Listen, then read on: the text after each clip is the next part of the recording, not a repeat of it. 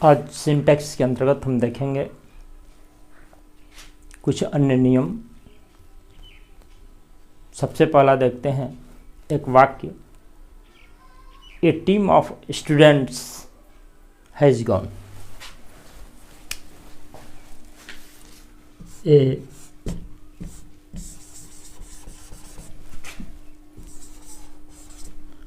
Team of students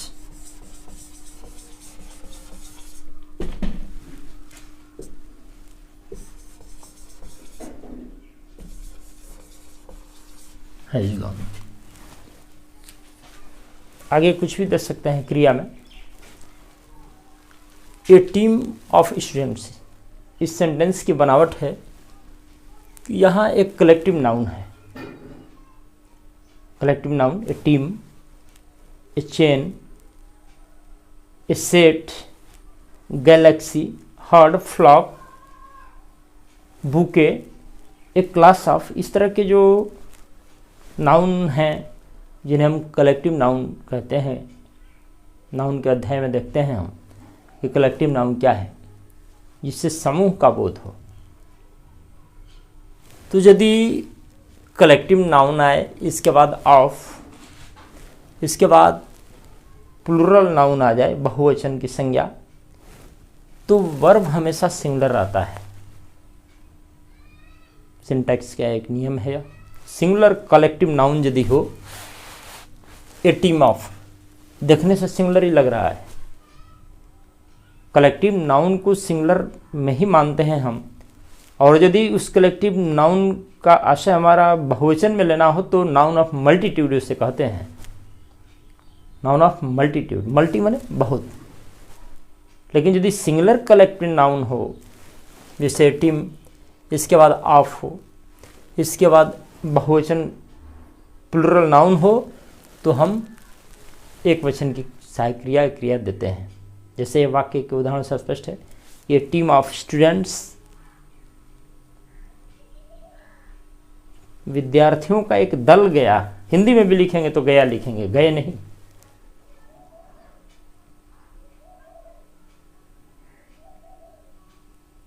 इसी तरह से a chain of pearls, a chain collective noun singular, तो आगे जो वर्ब आएगा वो सिंगुलर होगा। इस तरह से ए गार्लैंड ऑफ, फूलों की यदि माला है। अब फ्लावर्स आगे बहुवचन लेकिन रहना चाहिए। ए बुके ऑफ, फूलों की जो गुच्छा दी जाती है भेंट में।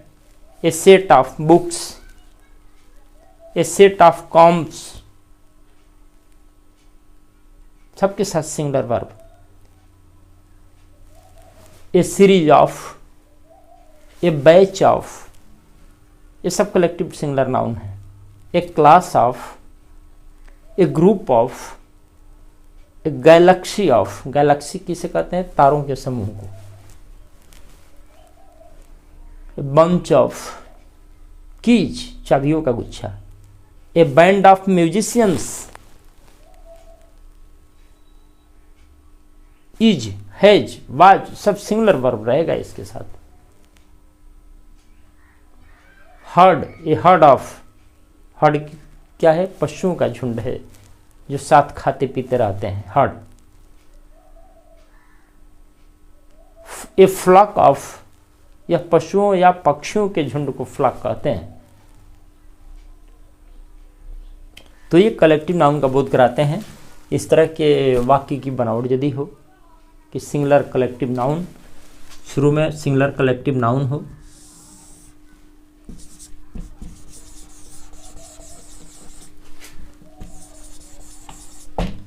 कलेक्टिव नाउन हो, इसके बाद ऑफ हो, इसके बाद प्लूरल नाउन हो, तो इसके साथ सिंगुलर वर्ब हम देते हैं, सिंगुलर वर्ब। जैसे भी याद रहे, एक सेंटेंस भी एग्जाम्पल में याद रख सकते हैं, या ये याद रखते हैं singular collective noun of plural noun plus singular verb. आगे इसी कलेक्टिव और मल्टीट्यूड के आधार पर एक नियम है। कि यदि उसे सिंगुलर कलेक्टिव नाउन मानते हैं तो सिंगुलर वर्ब, और नाउन ऑफ मल्टीट्यूड उसको बहुवचन में हम लेते हैं तो प्लूरल। जैसे गवर्नमेंट, गवर्नमेंट, इसको हम देखते हैं।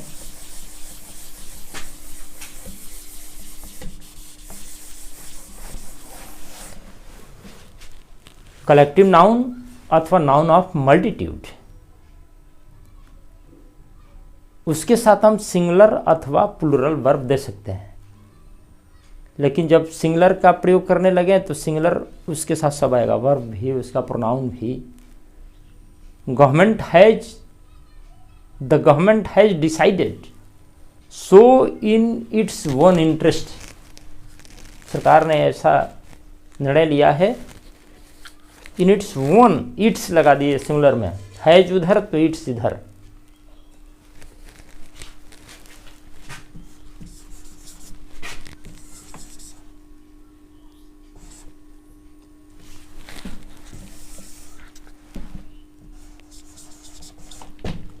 Government has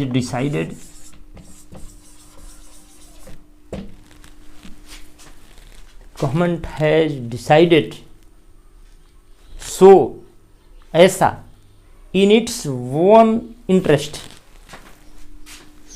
इसको हम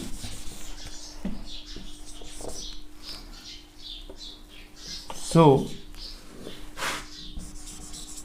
in its own interest,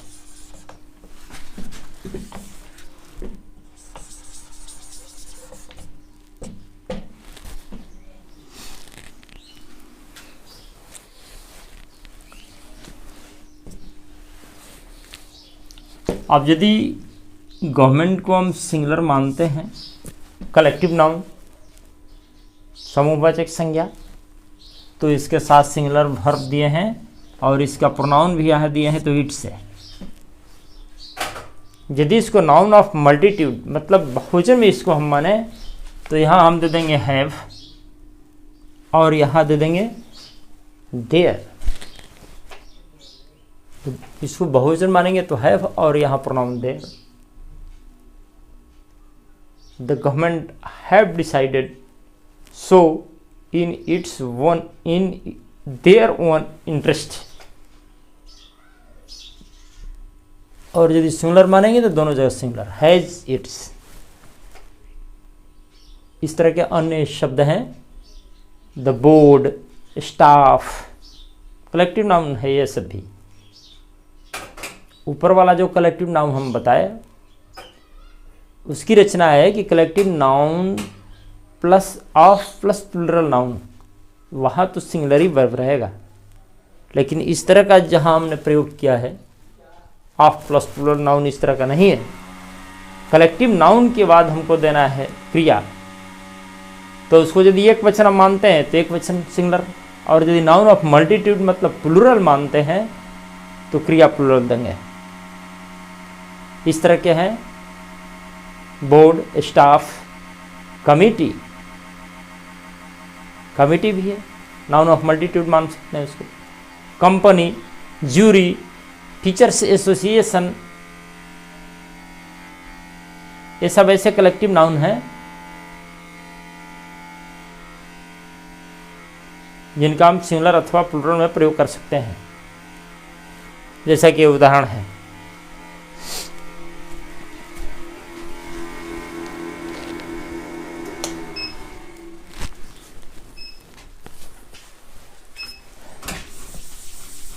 तीसरा एग्जाम्पल है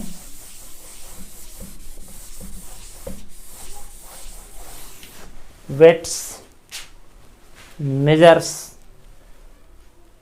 अमाउंट, डिस्टेंस।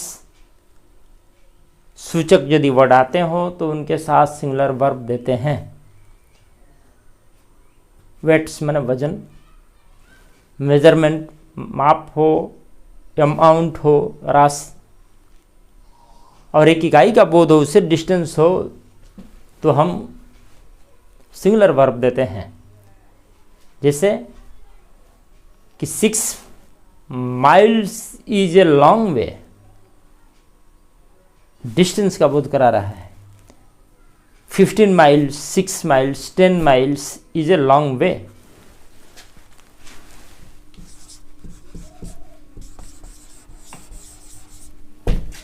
इज सिंगुलर हम वर्ब दे दिए यहां, a long way.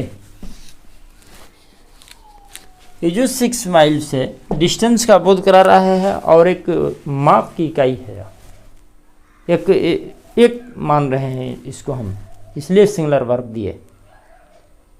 6 rupees is equal, is आ गया, 6 रुपीज इज इक्वल टू 600 पैसे।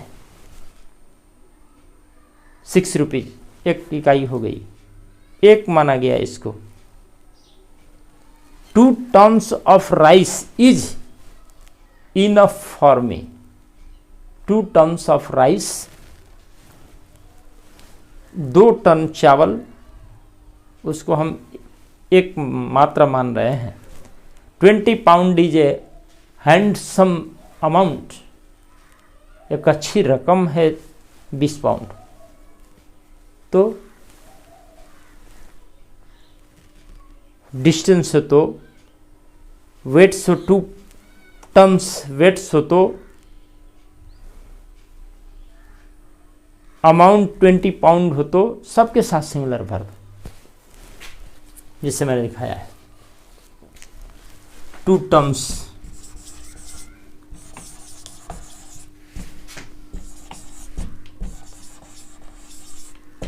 राइस इज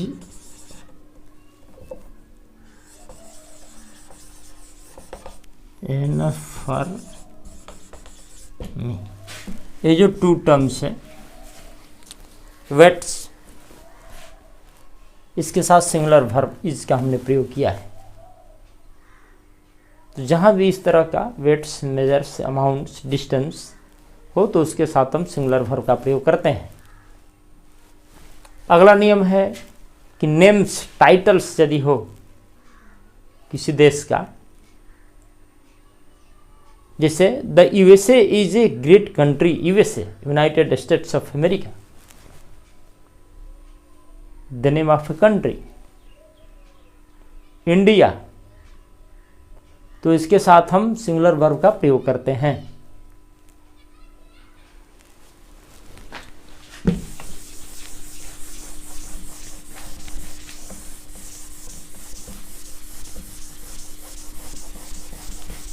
नेम्स और टाइटल्स, इससे हमने लिखा कि India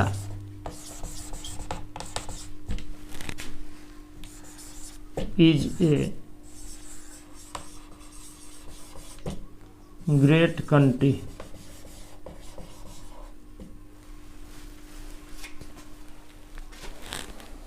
names.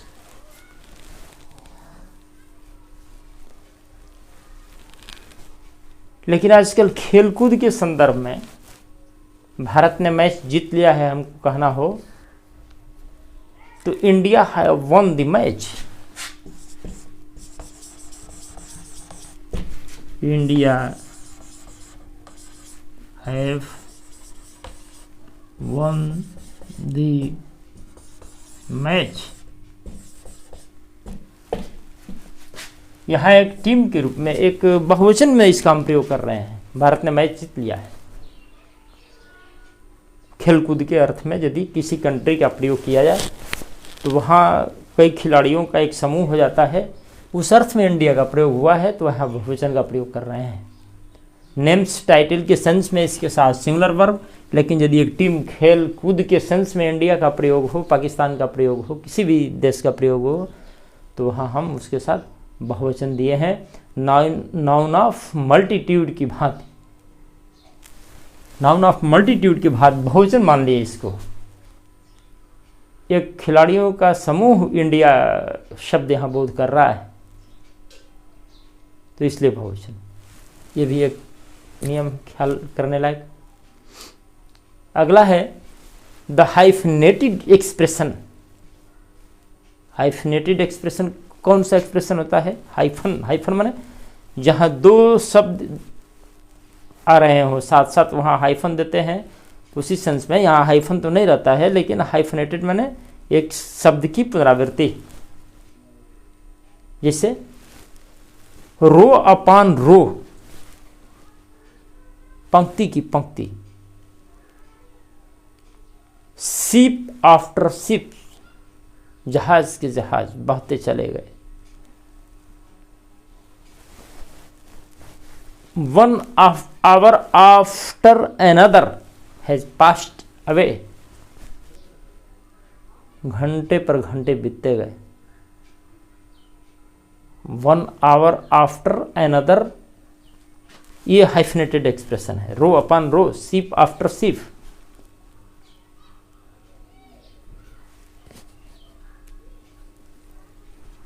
Day after day, दिन पर दिन बीतते गए। तो वन आवर आफ्टर अनदर, एक एक घंटे बीतते गए।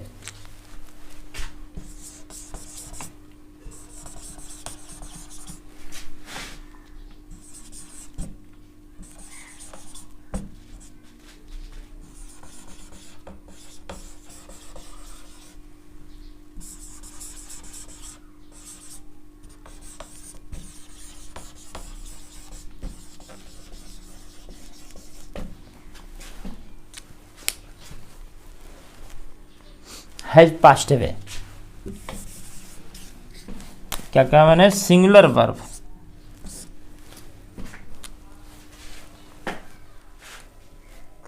हाइफनेटेड एक्सप्रेशन में सिंगुलर वर्ब का हम प्रयोग करते हैं। Rho upon rho, was, is, ship after ship, is, इस तरह का एक्सप्रेशन हो। बीच में वन आवर आफ्टर अनदर, बीच में प्रीपोजिशंस आ रहे हैं। Rho upon rho, ship after, upon, after, after, तो हम एक वचन की क्रिया देते हैं यहाँ singular verb. Has passed away.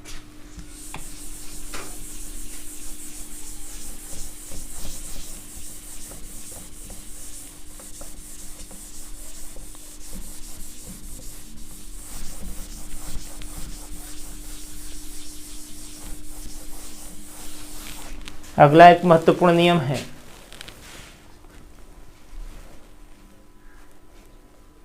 Noun equivalents. Noun equivalents, noun equivalents का मतलब कि संज्ञा के समान उसका प्रयोग हुआ है। जैसे संज्ञा के समान किसका प्रयोग होता है? नाउन इक्विवेलेंट्स होते हैं इन्फिनेटिव्स, जीरंड, फ्रेज हो कोई, क्लाज हो, इस तरह के नाउन इक्विवेलेंट्स यदि कर्ता के स्थान पर आए तो उसके साथ जो क्रिया होती है सिंगुलर वर्ब होती है। इसका मतलब कि यदि इन्फिनेटिव शुरू में आ जाए कर्ता के स्थान पर, कोई जीरंड आ जाए, कोई फ्रेज आ जाए, कोई क्लाज आ जाए, तो उसके साथ हम सिंगुलर वर्ब देते हैं। जैसे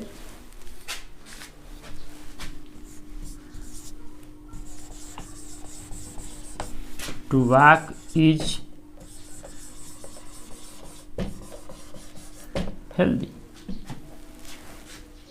नाउन इक्विवेलेंट किसको कहें हम? इसको, यही नाउन इक्विवेलेंट है। नाउन इक्विवेलेंट माने यहाँ संज्ञा के स्थान पर इसका प्रयोग हुआ है, ये करता है, इसी के अनुसार इज है।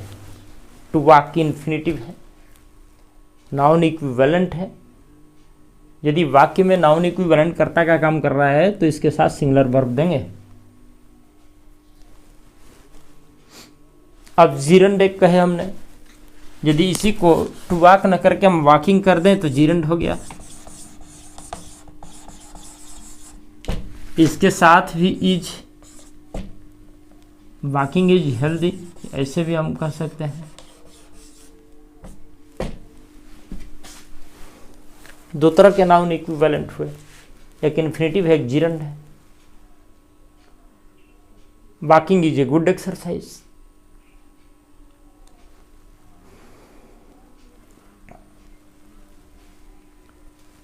अब एक फ्रेज और क्लास दो रह गए, वो भी नाउन इक्विवेलेंट की तरह उनका प्रयोग किया जाता है। How to do is a problem. जैसे एक हमने उदाहरण दिया कि how to do, what to do, how to do कैसे करें, यह एक समस्या है। तो how to do it is a problem.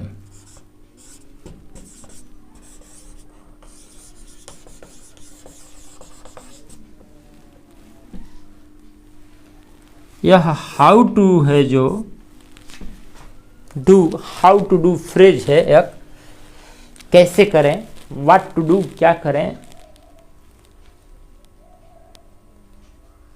What to do and what not to do क्या करें क्या ना करें, इज ए प्रॉब्लम, यह एक समस्या है। तो यह इज इसके लिए आया है, पूरा हाउ टू डू ये कर्ता का काम कर रहा है, इसके लिए इज है, इसलिए एक वचन में है। ये नाउन इक्विवेलेंट है एक।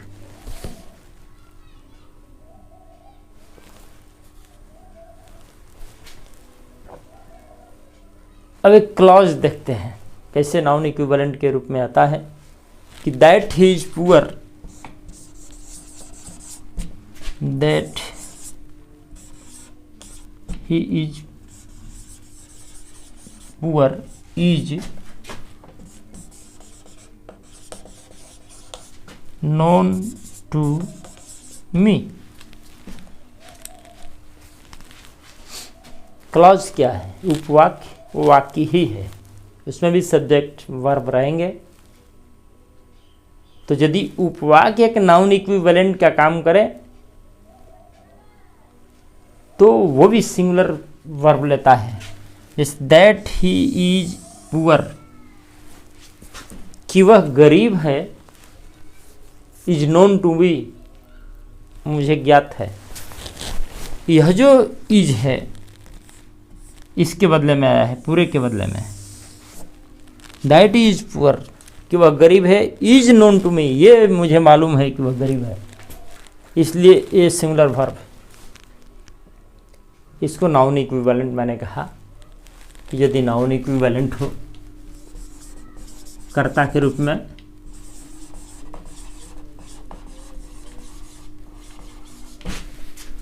तो इसके साथ सिंगुलर वर्ब आएगा। अब नाउन इक्विवेलेंट में क्या है कि नाउन इक्विवेलेंट में यही सब है, इन्फिनिटिव है, जिरंड है, फ्रेज है, क्लॉज है। उसके बाद यदि वर्ब आए तो सिंगुलर।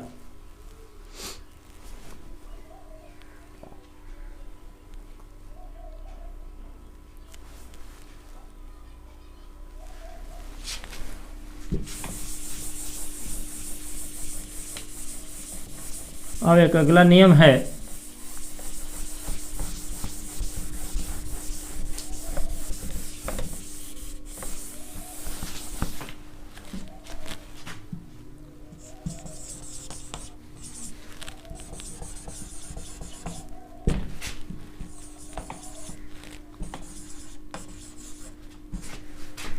वाई।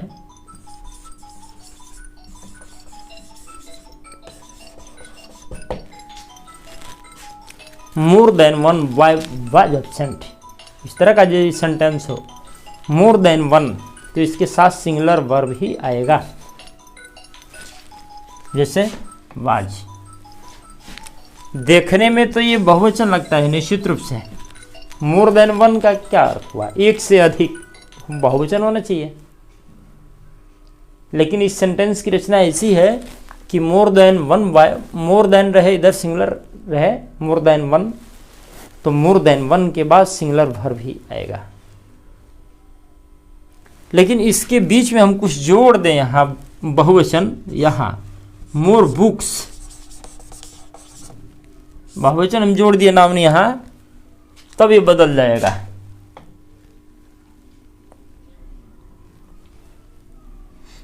यहां अब ये बहुवचन हो जाएगा। More books than one are new.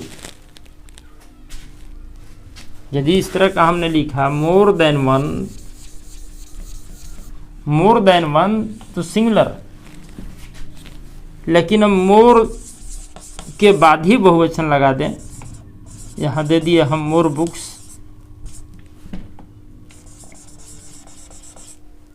Then one, तो बहुवचन यहाँ रहेगा आर न्यू। एक से अधिक किताबें नहीं हैं, मोर के बाद ही बुक्स आ गया, इसके बाद देन वन आया तो बहुवचन, लेकिन मोर देन वन आया तो वहां एक वचन। अंतर स्पष्ट है। मोर बुक्स देन वन और मोर देन वन, मोर देन वन के बाद सिंगुलर वर्ब, मोर के बाद यदि प्लूरल नाउन आ जाए तब देन वन, तो इसके बाद प्लूरल वर्ब। अब एक केस इन अपोजिशन होता है।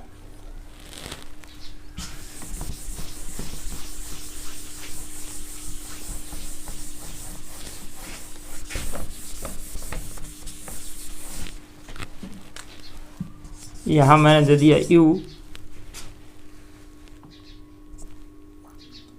बॉय, कॉमा देते हैं, अपोजिशन में है यू बॉय, तो यहां हम बहुवचन इसके अनुसार क्रिया देंगे।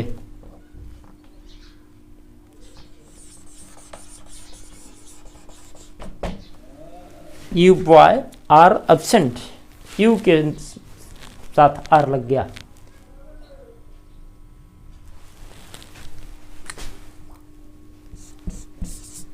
He, my friend,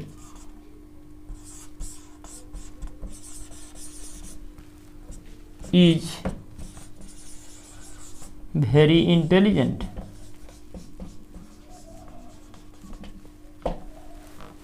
ही के अनुसार ये रहा, ये पोजीशन के अनुसार नहीं।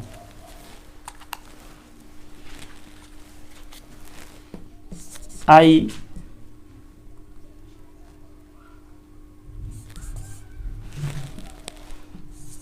मोहन, तो मोहन के अनुसार नहीं, इस आई के अनुसार वर्ब आई एम।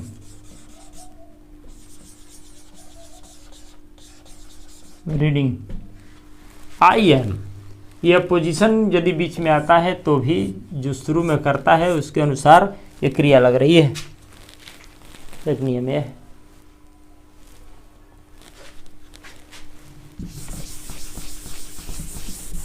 नॉन, कर्ता का काम यदि नॉन करता है, नॉन माने कोई नहीं, नॉन माने कोई नहीं। नॉन के साथ सिंगुलर वर्ब भी दे सकते हैं, प्लूरल वर्ब भी दे सकते हैं, लेकिन हम एक नियम ये निर्धारित करते हैं कि नॉन के बाद सिंगुलर दे दीजिए और none of the boys, none of के बाद प्लूरल आ जाए तो उसके बाद प्लूरल दे दीजिए। नॉन माने कोई नहीं, तो इसके साथ हम सिंगुलर वर्ब भी दे सकते हैं, प्लूरल वर्ब भी दे सकते हैं, इसके बाद जो देना हो।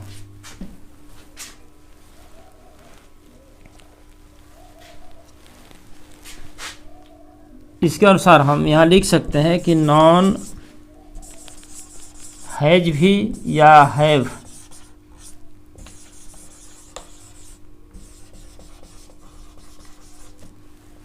Non has gone away, non have gone away, दोनों ठीक है।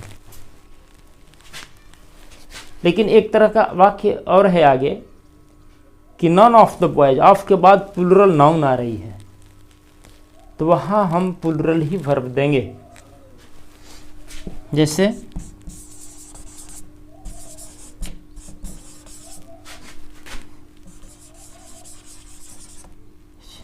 यहां ऑप्शन नहीं है,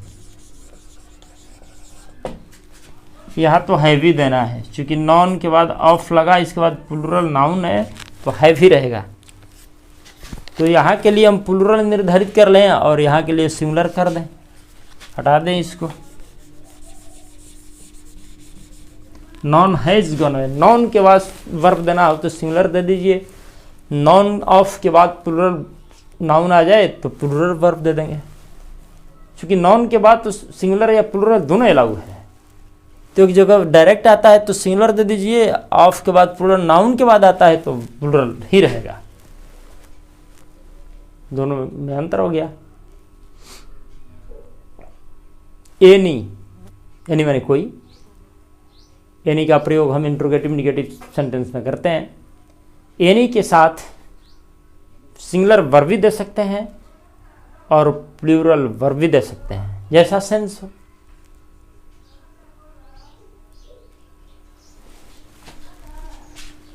जैसे do any of them go, क्या उनमें से कोई जाता है? चाहे तो यहां हम डज भी लिख सकते हैं, does any of them go, तो एनी के बाद सिंगुलर भी दे सकते हैं, प्लूरल भी दे सकते हैं अपने सेंस के अनुसार। ऑल के साथ भी यही है, ऑल के साथ भी सिंगुलर वर्ब भी दे सकते हैं, प्लूरल वर्ब भी दे सकते हैं, लेकिन दोनों के अर्थ में अंतर है। कैसे?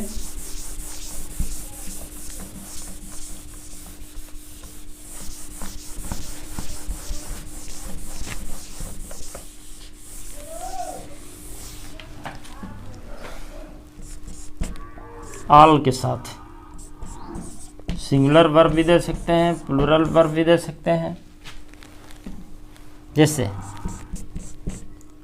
ऑल इज वेल, ये भी सही है, और ऑल आर वेल,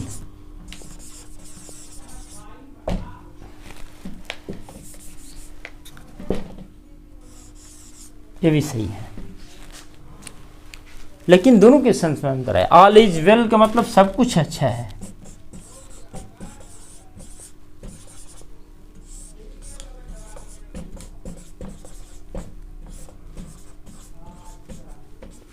इसका अर्थ है कि सब कोई अच्छे हैं।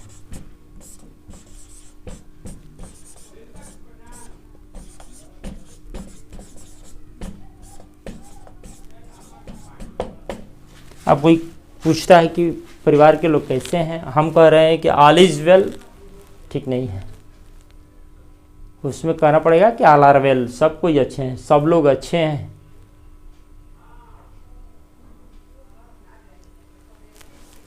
और ऑल इज वेल तब है जब सब कुछ अच्छा है।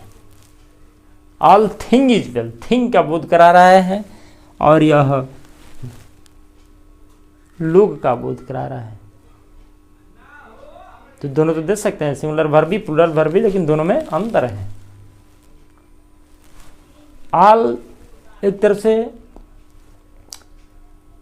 एडजेक्टिव ऑफ नंबर भी है, एडजेक्टिव ऑफ क्वांटिटी भी है। सम एडजेक्टिव ऑफ नंबर भी है, क्वांटिटी भी है। इनफ एडजेक्टिव ऑफ नंबर भी है, क्वांटिटी भी है। तो सेंस के अनुसार उसके साथ वर्ब देंगे हम। तो इस तरह से सिंटैक्स को आगे बढ़ाते हुए हमने आज देखा है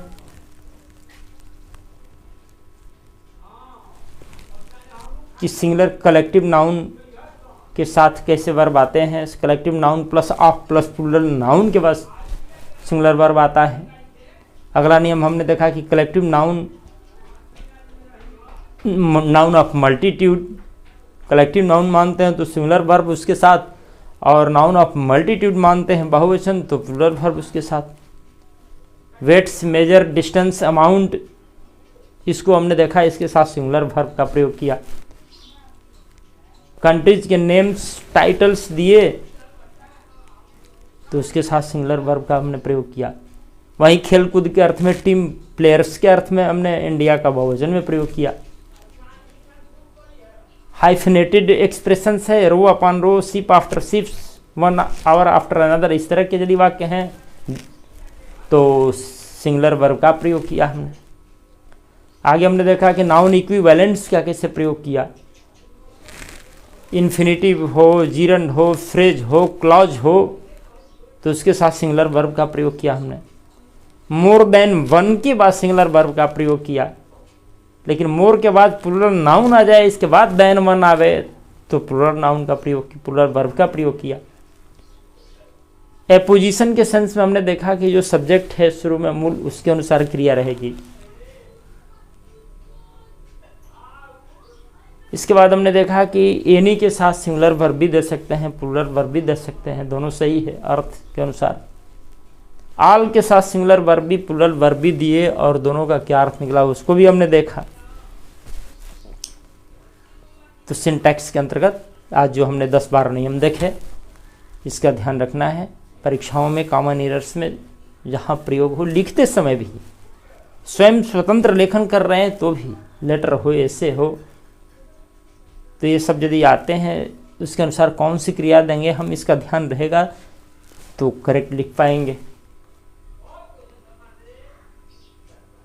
आगे अभी और सिंटैक्स के नियम है, महत्वपूर्ण नियम, उसको भी देखेंगे। Thank you.